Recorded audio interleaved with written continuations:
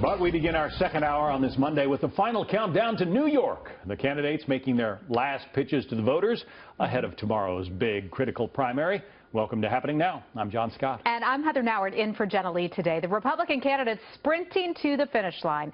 Donald Trump wants to sweep the state's 95 delegates, but Ted Cruz and John Kasich are hoping to pick off just enough to keep their hopes alive for a contested convention. We have team coverage from the campaign trail. Ed Henry is following the Democratic race, but we begin with our chief political correspondent, Carl Cameron. He's live in Buffalo, New York. Carl. Hi, John. Well, Donald Trump leads in the number of states won. He leads in the delegate count, and he hopes to win big here in his home state. And to do so, the campaign has basically said that their goal is to win as many as 80 of the 95 delegates. And that's not going to be all that easy. In order to do that, he'll have to win a majority statewide, get more than 50% statewide, but then get a majority of the vote in each of the individual congressional districts. And there's 3 delegates per district, lots of districts there. So that part is where John Kasich and Ted Cruz think that they can get a shot. Trump, over the course of the weekend, has spent a tremendous amount of time complaining about the process.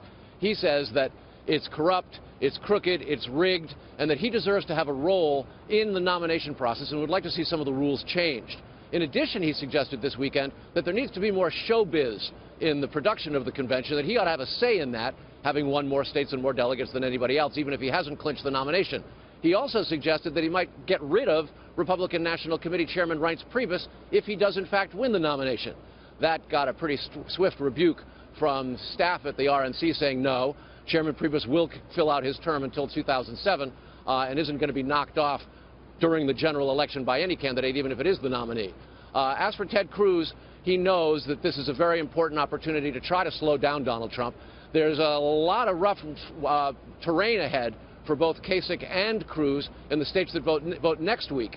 You have Pennsylvania and a lot of Atlantic states, Delaware, Connecticut, Maryland, Pennsylvania. And in those states, too, in most of the polls, Trump's winning. So Cruz really has to perform well enough to get a few votes and a few delegates in New York and pick off at least some delegates in some of the proportionally allocated states next week, because his next win possibility isn't really until Indiana, where aides and Cruz have focused a lot of attention and been working very aggressively to organize.